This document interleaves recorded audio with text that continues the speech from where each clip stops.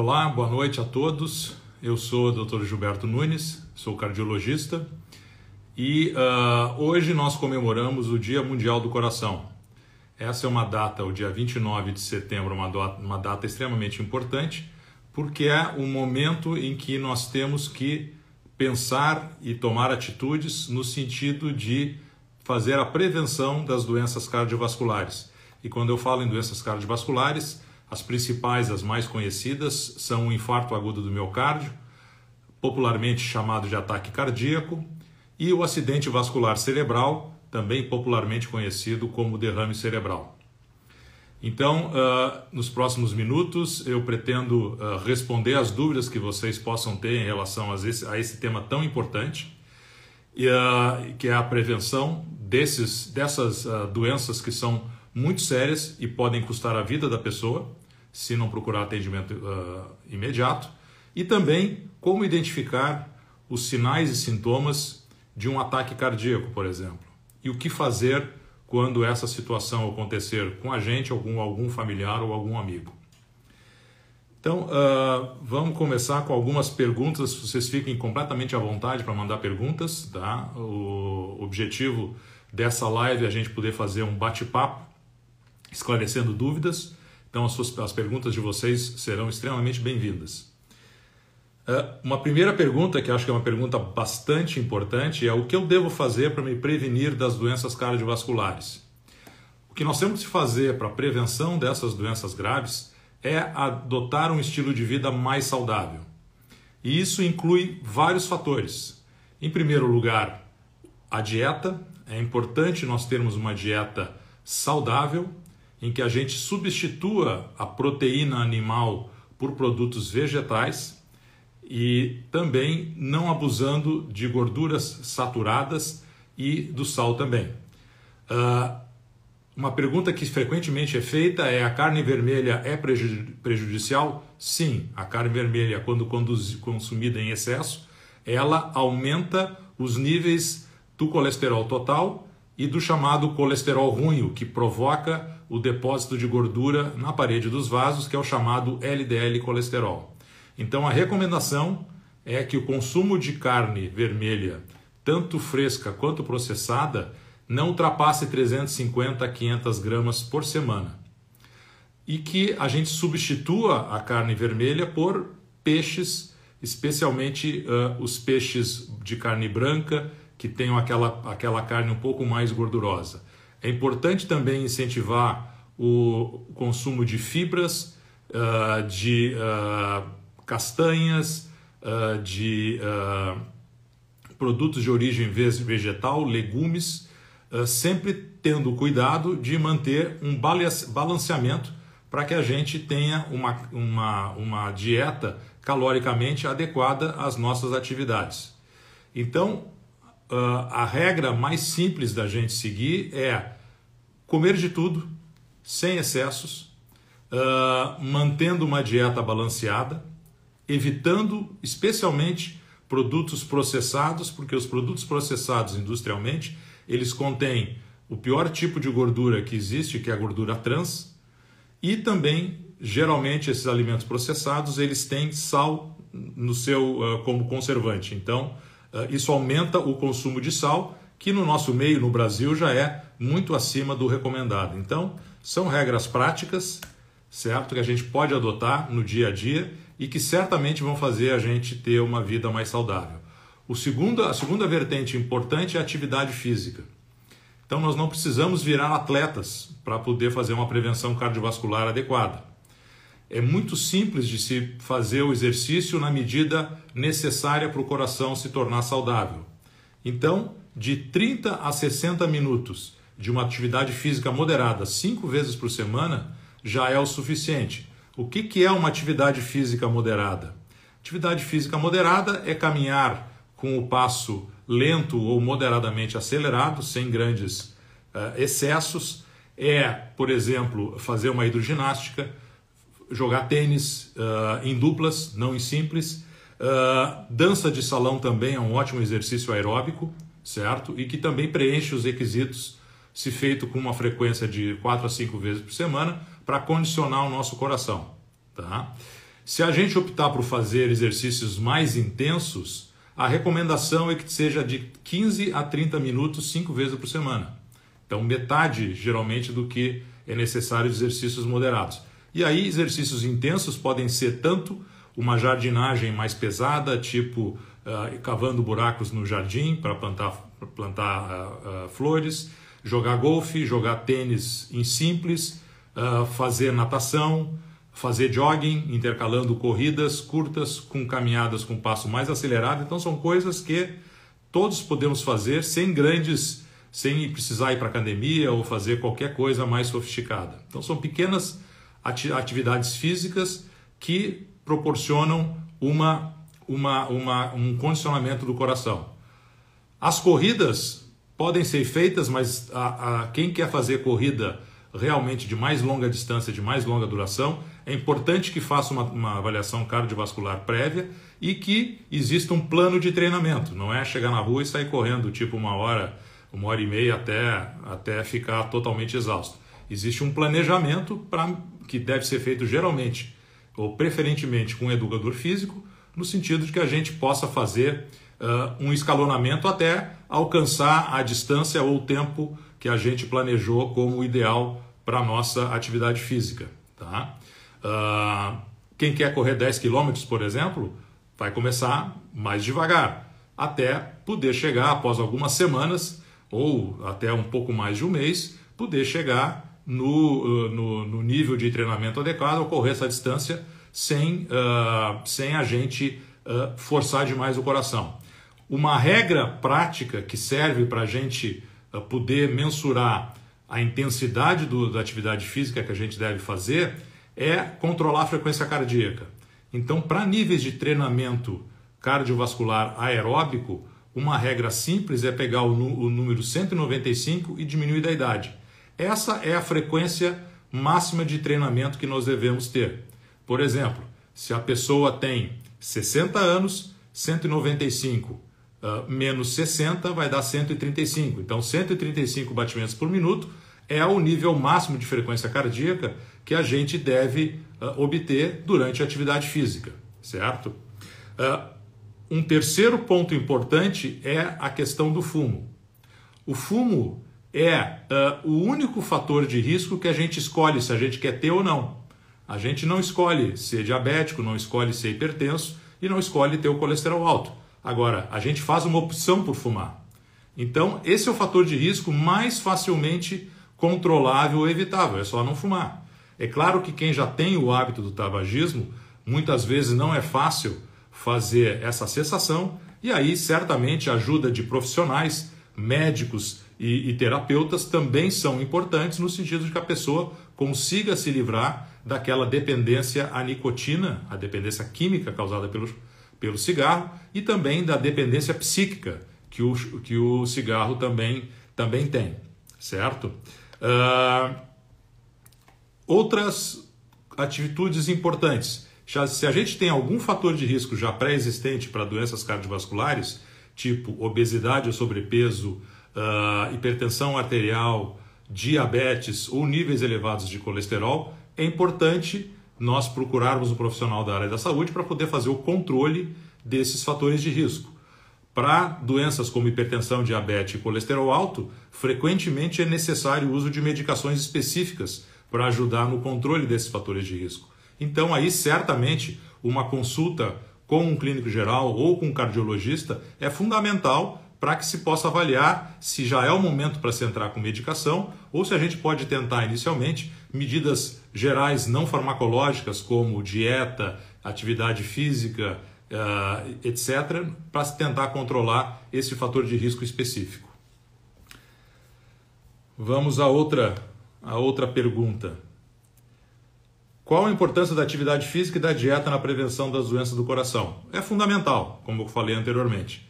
Ter um estilo de vida saudável, que inclui dieta e atividade física regular, são os pilares da prevenção cardiovascular, tanto do infarto do miocárdio quanto do acidente vascular cerebral. Essas são duas doenças que andam juntas no sentido dos fatores de risco que levam a pessoa a desenvolver qualquer uma delas. Então, o que a gente recomenda para o coração, a gente também recomenda para a prevenção do acidente vascular cerebral. Tem uma outra pergunta aqui bastante interessante que também frequentemente as pessoas ficam com dúvida. Alguém perguntou se um vinhozinho faz bem ao coração.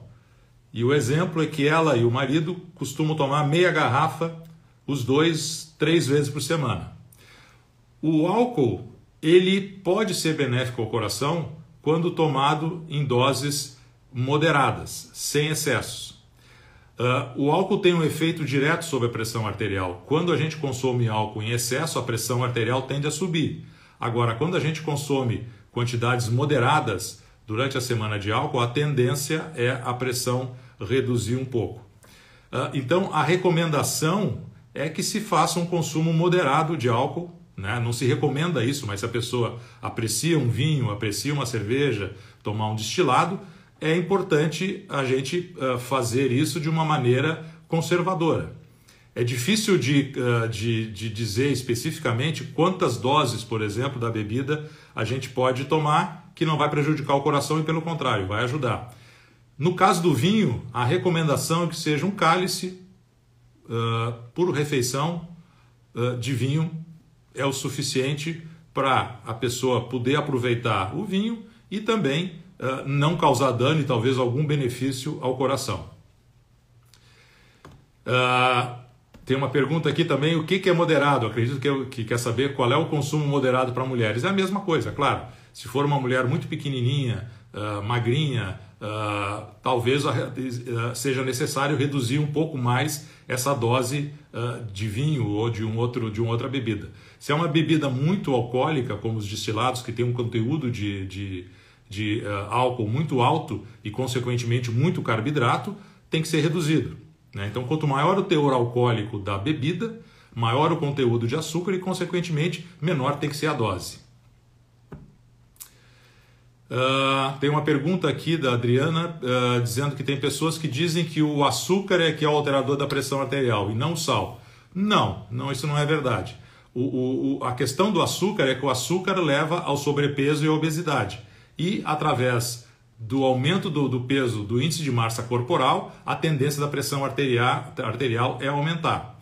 Já o sal tem um efeito direto, o excesso de sal tem um efeito direto sobre a elevação da pressão arterial. Então tem já estudos publicados na literatura mostrando que quando experimentalmente a gente submete uma população a um consumo muito alto de sal, a tendência da pressão desse grupo é aumentar, na média, em comparação com o grupo controle.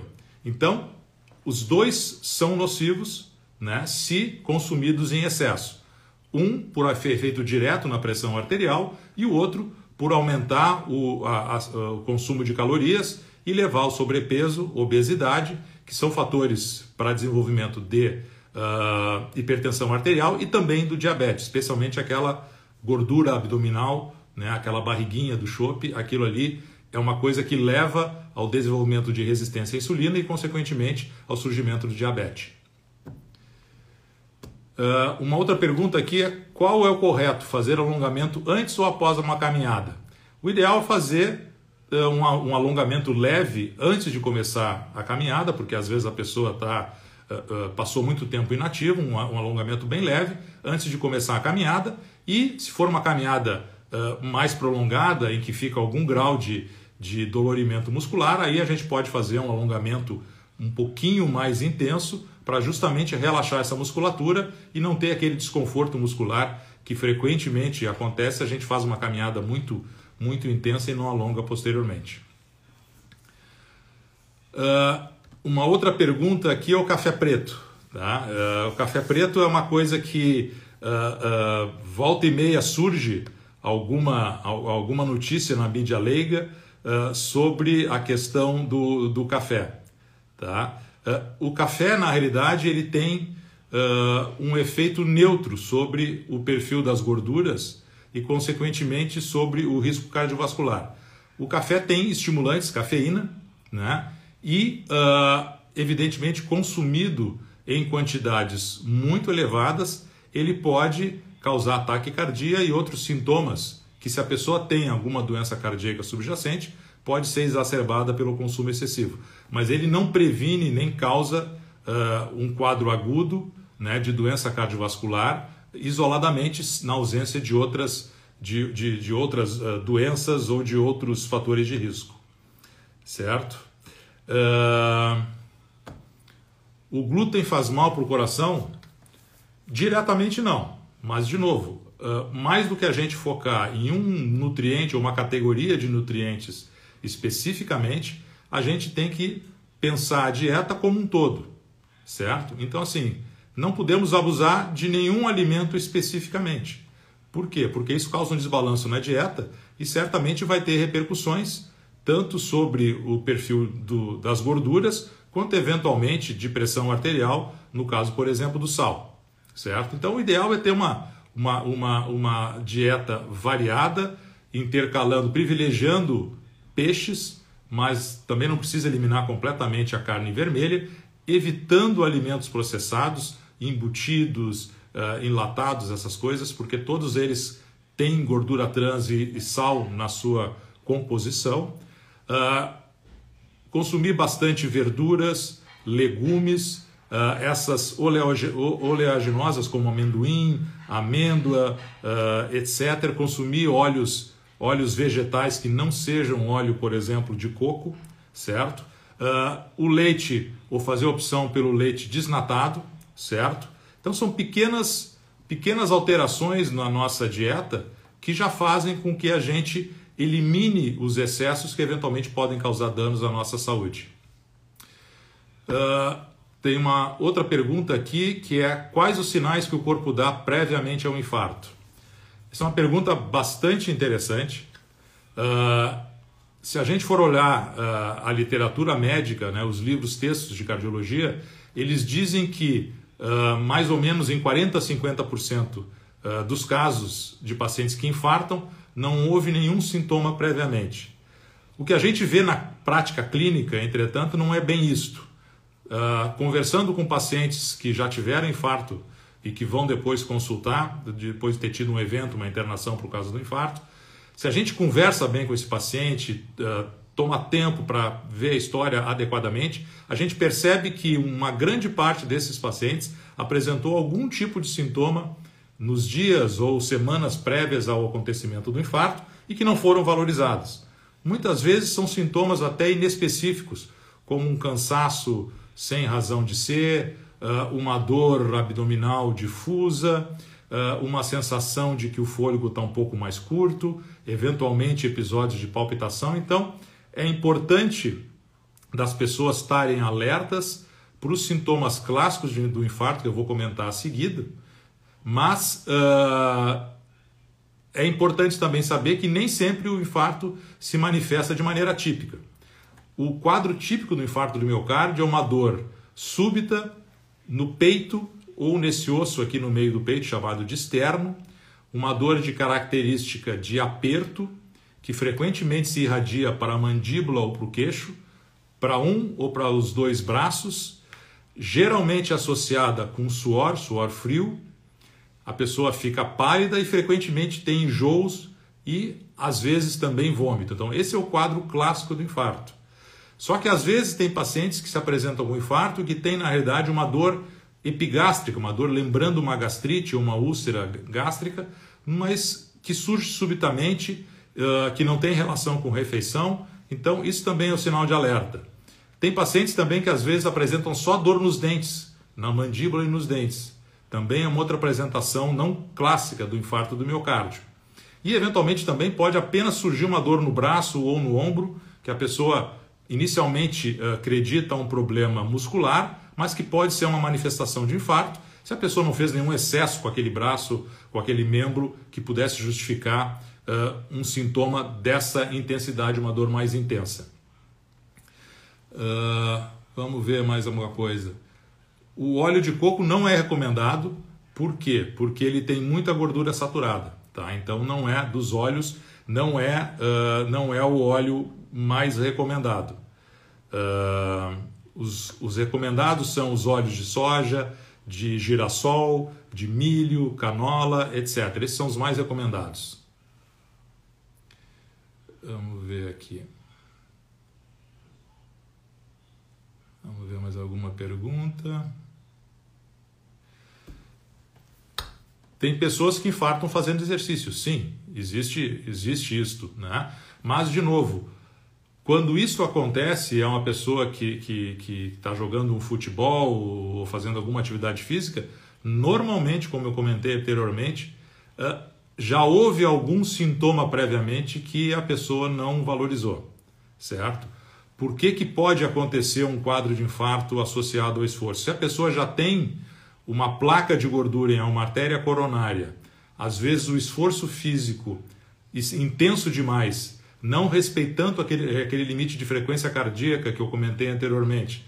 Por exemplo, a pessoa está jogando futebol, em que o futebol não profissional, a gente caminha a maior parte do tempo, fica parado no campo e dá um pique de 25, 30 metros a cada meia hora, por exemplo. Então, esse é o tipo de exercício que ele causa uma sobrecarga súbita e intensa no coração, que tem que contrair mais forte e mais rápido. Então, se a pessoa já tem uma placa de gordura que está se transformando em uma placa obstrutiva, eventualmente pode acontecer um evento súbito nesses pacientes. Também um outro fator importante para esses esforços muito extenuantes é que o organismo tende a acentuar o grau de coagulação. Então, o sistema de coagulação fica ativado. E isso também pode favorecer ao rompimento de uma placa de gordura e a formação de um coágulo sobre ela, que é o que caracteriza o quadro de infarto agudo do miocárdio.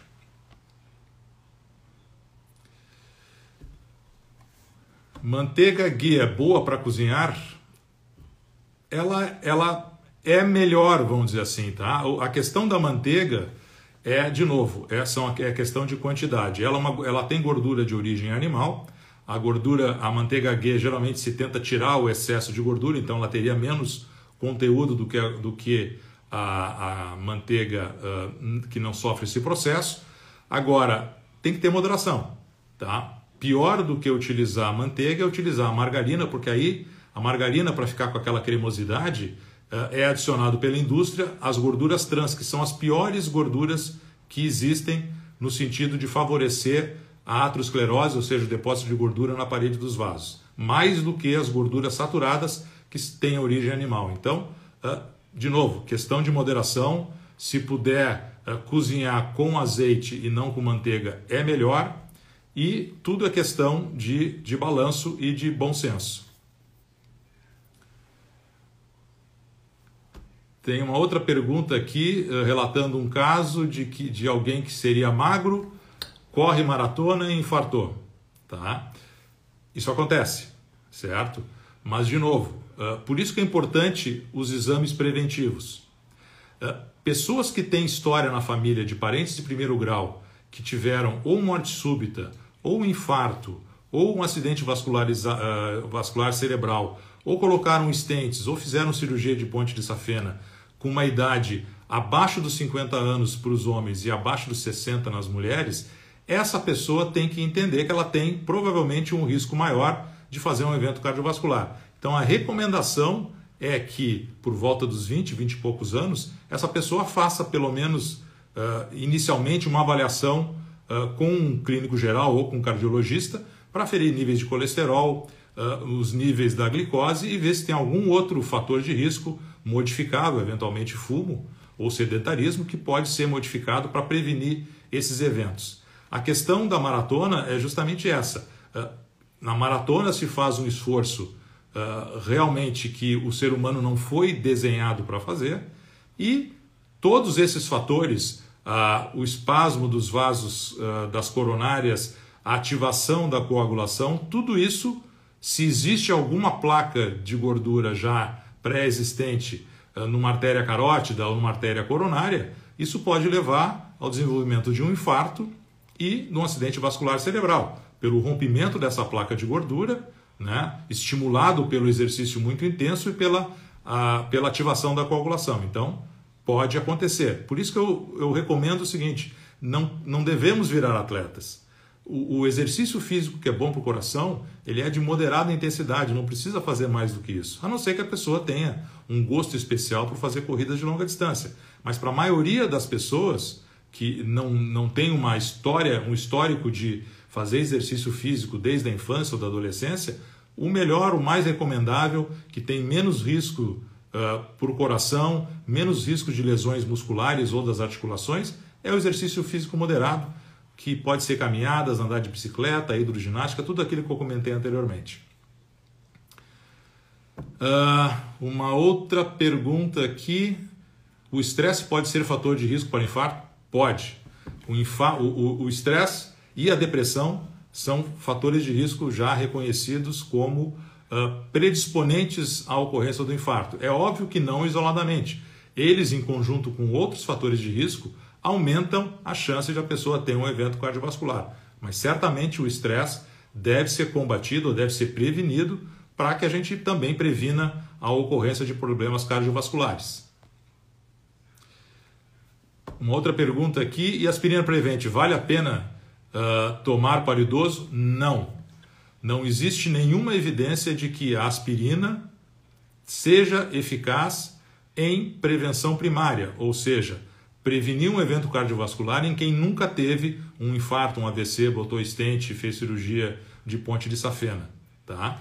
E a gente tem que entender também que a aspirina aumenta o risco de sangramento.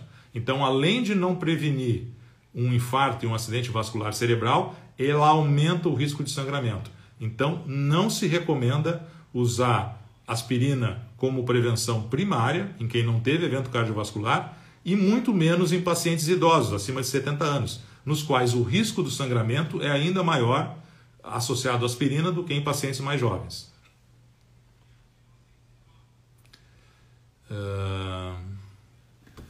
Sou gestante. Quais os cuidados nesse período com o coração? O grande problema, vamos dizer assim, cardiológico que pode acontecer durante a gestação é a ocorrência de hipertensão arterial, que durante a gestação, se ela não for controlada e ela for severa, pode levar a um quadro chamado de eclâmpsia ou de pré-eclâmpsia, em que existe um risco, inclusive, para o feto. Então, é importante que nas revisões do pré-natal seja aferida a pressão arterial de maneira sistemática, especialmente naquelas gestantes que têm história de hipertensão na família ou que, mesmo antes da gravidez, já tinham sobrepeso ou obesidade ou que apresentavam algum outro fator de risco. Então, é fundamental o controle da pressão arterial durante a gestação. Além, claro, todos aqueles outros cuidados que eu comentei em relação à dieta, a não fumar, a não fazer uso excessivo de álcool, também valem para a gestante. Tá? O AS infantil, na realidade, é a mesma coisa que o AS Prevent. Tá? É uma dose que se usa na cardiologia para quem já teve infarto, para quem já teve um quadro coronariano agudo, para quem botou stent, mas não é recomendado para quem nunca teve nenhum problema cardiológico. Tá? Ele é usado apenas para prevenção secundária, em quem já teve um problema cardiológico, e aí sim a aspirina reduz a chance de novos eventos.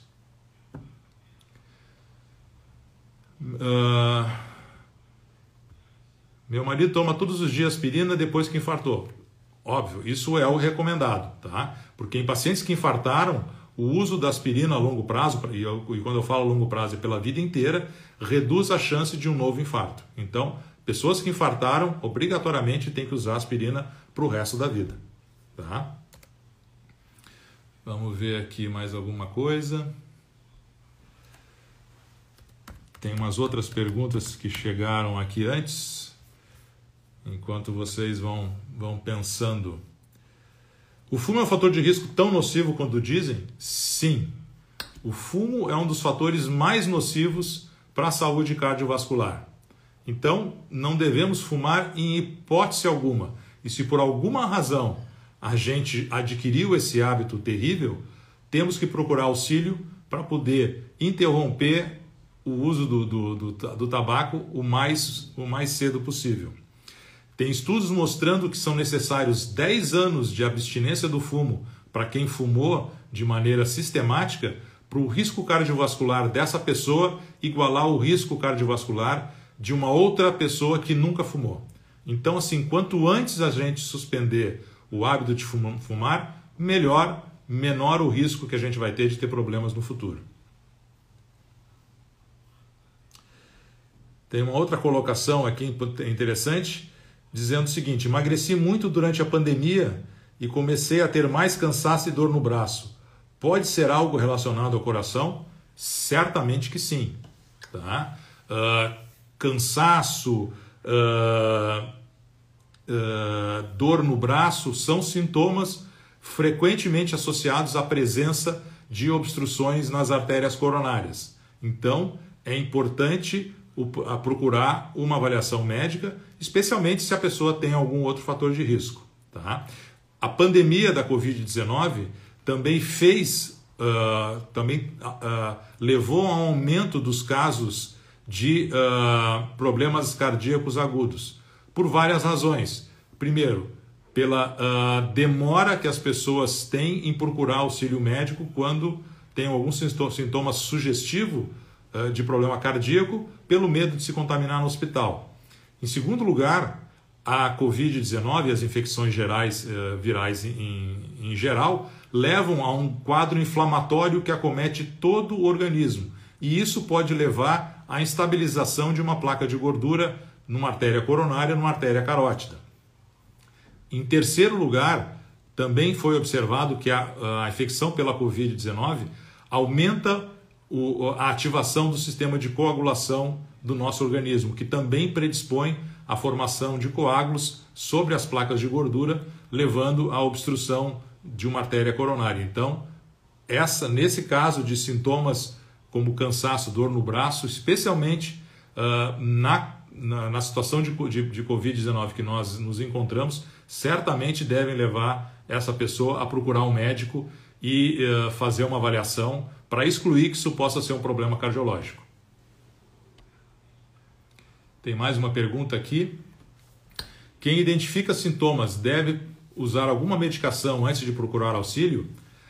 Sim, se você apresenta um quadro sugestivo de infarto do miocárdio, com aquela dor intensa no peito ou nesse osso aqui do peito, associado àqueles outros sinais, como suor, falta de ar, náusea e vômito, sim, deve-se ligar para um serviço de emergência, para uma SAMU, enfim.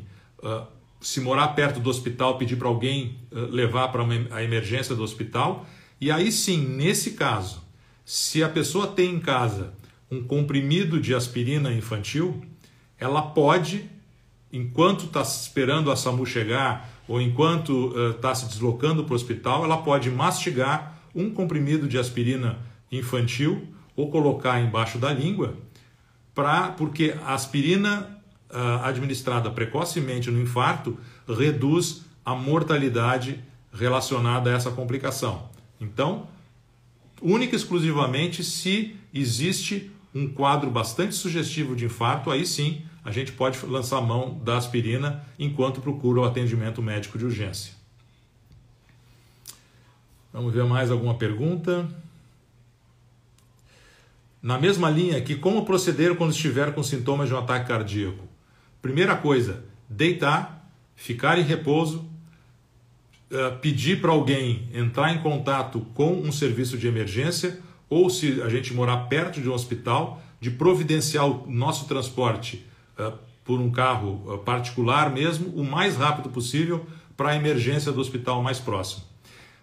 O atendimento precoce do infarto agudo do miocárdio salva vidas. Então, já há muitos anos a gente sabe que o infarto atendido nas primeiras horas de maneira adequada, ou seja, avaliado na emergência e levado para fazer um cateterismo de urgência, ou eventualmente, se for um hospital que não tem a disponibilidade de cateterismo, fazer a administração na veia de uma medicação chamada de trombolítico, salva vidas. E quanto mais precoce esse tratamento em relação ao início dos sintomas, maior a chance de sobrevida do paciente. Então, assim, tem estudos mostrando que até 12 horas de início dos sintomas do infarto existe um benefício em termos de redução de mortalidade em si fazendo a desobstrução da coronária. É claro que quanto mais cedo, melhor. Tanto que a primeira hora de sintomas do infarto do miocárdio é chamada no meio médico de a hora de ouro. Porque se a gente consegue ser atendido dentro da primeira hora de início de sintomas, a possibilidade de salvamento do músculo cardíaco é total. E aí a chance da pessoa ficar com a função do coração normal é muito, muito grande.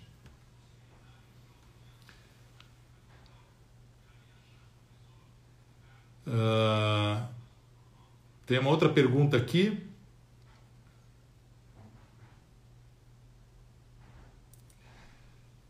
Quais os danos à saúde podem ser causados por ser acordado todas as noites por um animal de estimação às 4 da madrugada? Bom, é basicamente o estresse, né? É basicamente o estresse de ser acordado subitamente quando a gente está no sono profundo. É basicamente esse o grande risco, né? E evidentemente que um estresse agudo numa pessoa que já tem vários fatores de risco para a doença coronariana, certamente aumenta o risco de um evento agudo. A partir de que idade se deve consultar um cardiologista? Não existe uma regra 100% estabelecida, mas a recomendação é que a partir dos 20 anos de idade, a gente deva ter, pelo menos uma vez, avaliado o perfil das gorduras, o nível da glicose e a pressão arterial, que pode ser com cardiologista ou pode ser com clínico geral. Se essas medidas iniciais forem normais e a pessoa não tiver nenhum histórico na família, a recomendação é que essa reavaliação seja repetida num período de 8 a 10 anos posteriormente. Se a pessoa tem histórico na família, aí se recomenda que a cada 5 anos se faça uma reavaliação desses fatores de risco, desde que eles tenham sido normais na avaliação inicial. Tem uma outra pergunta aqui de por que os padrões de tabelas de índice de colesterol ainda são ultrapassados? Se nos dias de hoje a obesidade e a má alimentação e o sedentarismo imperam. Não. Na realidade já está bem demonstrado por estudos científicos de qualidade que o nível absoluto do colesterol ele tem uma importância muito grande. Especialmente quando a gente está falando do colesterol aterogênico, ou seja, o LDL colesterol, que favorece a deposição de gordura na parede do vaso. Hoje em dia, se considera que não é saudável se ter um nível do colesterol ruim acima de 180 mg por decilitro. Que isso, independentemente de outros fatores de risco, aumenta de maneira significativa o risco cardiovascular. Então, hoje em dia, tem sido-se muito mais agressivo em tratar o colesterol, que necessariamente não precisa ser com medicações no primeiro momento, e pode ser com dieta, com perda de peso, com exercício físico, mas a importância do colesterol ruim na origem dos quadros de infarto agudo do miocárdio e acidente vascular cerebral isquêmico é indiscutível. Então, isto ainda persiste, tem sido validado em estudos científicos e hoje, para quem, por exemplo, já teve um evento cardíaco, a recomendação é que o nível desse LDL colesterol seja o mais baixo possível. Então, assim, quanto menor, melhor. Porque está demonstrado que quanto mais baixo o nível desse LDL colesterol após um infarto, após uma cirurgia de ponte de safena, melhor vai ser a evolução desse paciente e menor o risco dele desenvolver um outro evento cardiovascular. Azeite de oliva é bom para prevenção? Sim. Todos aqueles azeites vegetais que eu comentei, eles são ricos em ácidos graxos monoinsaturados e poliinsaturados, que são os que são metabolizados ao colesterol bom, ao HDL colesterol, e não ao colesterol ruim, o LDL. O LDL, de novo, ele é derivado na maior parte das vezes, de gorduras de origem animal. E também as gorduras que são processadas industrialmente e que são as gorduras trans, certo? Então, azeite de oliva pode ser utilizado e tem que ser preferido, e outros azeites, na preparação dos alimentos. Prolapso de válvula mitral é uma doença cardíaca? A gente considera que o prolapso da válvula mitral causa problema quando ele está associado a um fechamento incompleto da válvula mitral. Quando esse prolapso é de tal ordem que ele permite que vaze sangue retrógradamente, ou seja, para o átrio esquerdo. Um quadro chamado de insuficiência mitral. O prolapso mitral isolado, sem a insuficiência mitral, não causa nenhum problema para o paciente e, consequentemente, não deve ser tratado. Já o prolapso que causa insuficiência mitral, ele tem que ser acompanhado, o paciente tem que, eventualmente, receber tratamento com algumas medicações específicas e, se ele for importante, ele deve ser tratado. E é importante ressaltar que, hoje em dia, para essa doença da válvula mitral, que é a insuficiência mitral, existe o tratamento clássico, que é a cirurgia de correção desse problema, mas também existe uma série de tratamentos por catéter, menos invasivos, que já estão sendo desenvolvidos e alguns aprovados para o tratamento dessa insuficiência mitral, quando o paciente apresenta um risco cirúrgico maior. 180 já não está muito alto, eu acredito que está perguntando do colesterol total. 180 de colesterol total ainda é considerado dentro dos limites normais. Mas mais do que o colesterol total, o importante é medir outras partículas do colesterol. Uma que eu já falei bastante, que é o LDL colesterol, e também outras micropartículas do colesterol que são muito promotoras da aterosclerose. Então, mais do que focar no nível do colesterol total, é importante ver o nível do LDL e dessas outras partículas que também propiciam a formação de placas nas artérias. Vamos ver se tem mais alguma coisa aqui. Vamos ver das perguntas que entraram antes.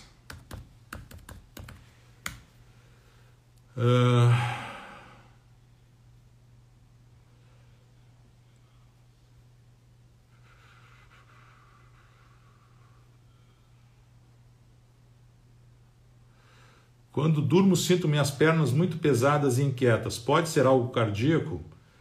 Provavelmente não, né? Um quadro como esse descrito, geralmente ele é associado a uma síndrome chamada síndrome das pernas inquietas, que é um distúrbio neurológico que precisa ser tratado. Geralmente é com um neurologista que isso é abordado, mas a princípio não sugere a presença de nenhuma afecção cardíaca.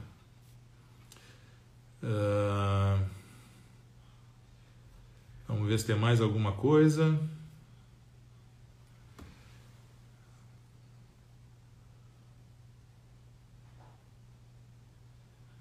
Do prolapso já respondemos.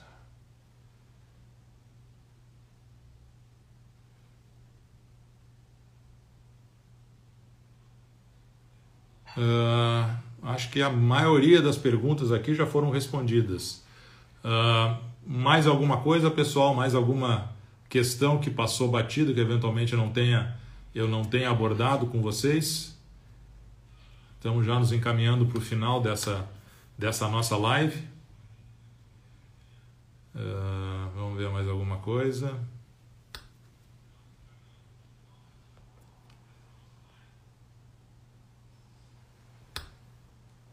O que é benéfico para a saúde? Subir ou descer escada? Ou é indiferente? É indiferente, certo? Qualquer um deles pode ser benéfico para o coração, certo? A questão toda é que normalmente, né, a descida da escada é um esforço, vamos dizer assim, maior para a musculatura se a pessoa tem algum problema muscular, algum problema articular. Mas subir escada pode ser uma atividade física tão boa quanto caminhar, etc., se a pessoa não tem nenhum problema articular, de quadril, de joelho, etc. Então, também pode ser utilizado para preencher aquela carga de atividade física recomendada semanalmente.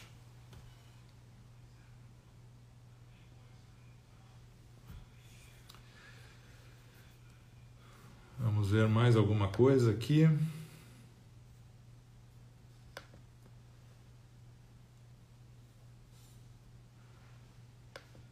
Uma outra dúvida que não surgiu aqui, mas frequentemente os pacientes no consultório perguntam, é sobre o consumo de ômega 3, aqueles suplementos de ômega 3. Tá? não existe nenhuma evidência científica de que o uso dos ômega 3 façam a prevenção do infarto ou do acidente vascular cerebral.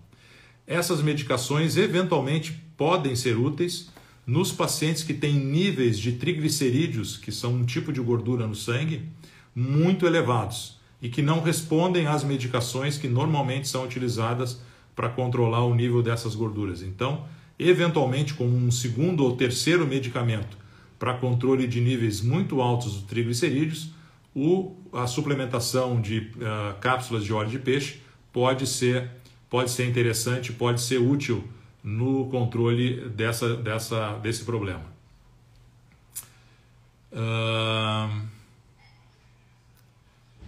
Parei de tomar remédio da pressão arterial, pois perdi peso e está controlado. Isso às vezes acontece, tá? Especialmente se a pessoa não tem uma pressão muito alta, tá?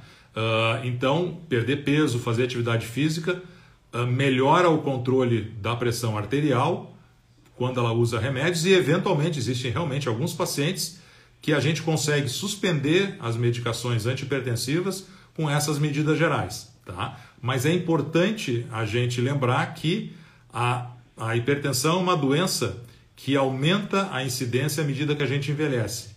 Então, à medida que os anos vão passando, o risco de se ficar hipertenso aumenta. Então, mesmo no caso de uma pessoa que era hipertensa, fez as medidas gerais, a pressão controlou, mesmo sem medicação, é importante que essa pessoa faça o acompanhamento médico periódico, porque, eventualmente, mais adiante, né, com o passar dos anos, essa hipertensão pode retornar e aí sim o uso de medicamentos tem que ser reiniciado. Tem duas perguntas aqui sobre infarto. Dor no braço pré-infarto no esquerdo ou direito ou tanto faz? Pode ser nos dois braços, tanto no braço direito quanto no braço esquerdo. O mais comum, o clássico, é que seja no braço esquerdo. Mas, eventualmente, tem pacientes que apresentam dor no braço direito e, às vezes, nos dois braços e mesmo nos ombros. Então, pode acontecer, né? Então, o importante é a gente ficar ligado, ficar com a antena ligada, porque se é uma dor súbita, com aquelas características que eu comentei anteriormente, mesmo que seja nos braços, e a gente tem pressão alta, ou tem colesterol, ou fuma, ficar ligado, e se essa dor não melhorar, procurar um serviço de emergência. Se ela passar espontaneamente, procurar agendar uma consulta com um cardiologista o mais breve possível. Por que não conseguimos prever infarto mesmo mantendo visitas cardiológicas? Porque o infarto é um quadro súbito e imprevisível, certo? O infarto ele é causado pela instabilização de uma placa de gordura. O que acontece? O processo de aterosclerose, que é a deposição de gordura na parede das artérias, é um processo que começa muito cedo na vida. Existem estudos de necrópsia de crianças que morreram de acidente, por exemplo, em que foi avaliadas as coronárias e já tinham pequenas estrias gordurosas nessas coronárias de crianças de 5, 6 anos. Então, isso pode evoluir ao longo da vida ou não. Depende do ambiente que a pessoa vive e da exposição a fatores de risco. Agora, esse processo de deposição de gordura na parede dos vasos, ele é progressivo, ele é lento, demora anos para se estabelecer. Só que a ruptura dessas placas de gordura, elas são súbitas. E mesmo placas pequenas que não causam obstrução, elas podem romper e causar um quadro de infarto agudo do miocárdio bastante súbito. Se a pessoa tem uma obstrução que cresceu lentamente, mas ela já obstrui 70%, 80% do vaso, ela pode ser detectada em exames não invasivos, como num teste ergométrico, numa cintilografia do miocárdio, numa ecocardiografia de estresse ou numa ressonância cardíaca. Porque a gente vai ver que lesões ou obstruções maiores que 70%, elas causam a redução da irrigação do músculo cardíaco quando a pessoa faz um esforço físico ou um estresse com medicamentos. Já aquelas placas menores que 70% e que apresentam uma ruptura súbita, essas realmente são muito difíceis de serem detectadas. Então, por isso que é importante o controle dos fatores de risco, porque normalmente essas placas pequenas que rompem e causam infarto, elas acontecem em pessoas sedentárias, obesas, que fumam, que têm pressão alta ou que têm um colesterol muito alto. Então, a maneira de a gente prevenir a ruptura de uma placa não obstrutiva é justamente, primeiro, ter um estilo de vida saudável e, na presença de algum fator de risco, procurar um médico para poder controlá-lo.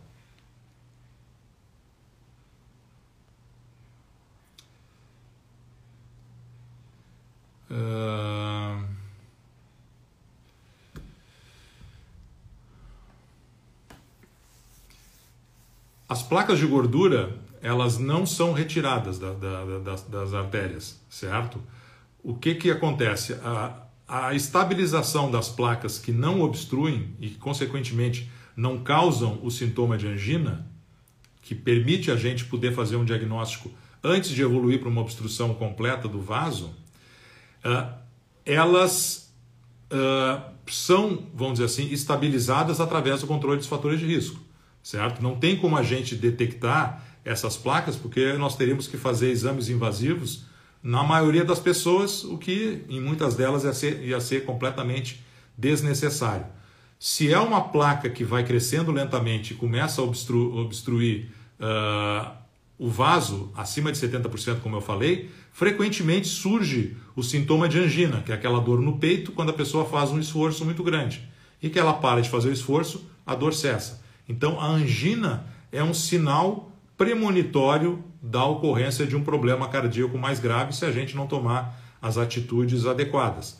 E quais são as atitudes adequadas no paciente que tem angina? Primeiro, controle dos fatores de risco, como vale para todo mundo.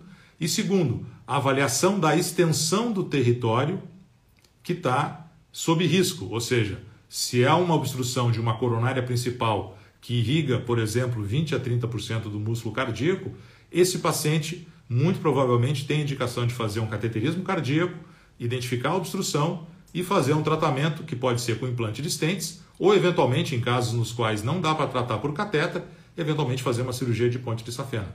Então, a angina, na realidade, é um sintoma que nos dá tempo de agir e de tomar atitudes antes de evoluir para uma oclusão total da coronária, o que causaria um infarto.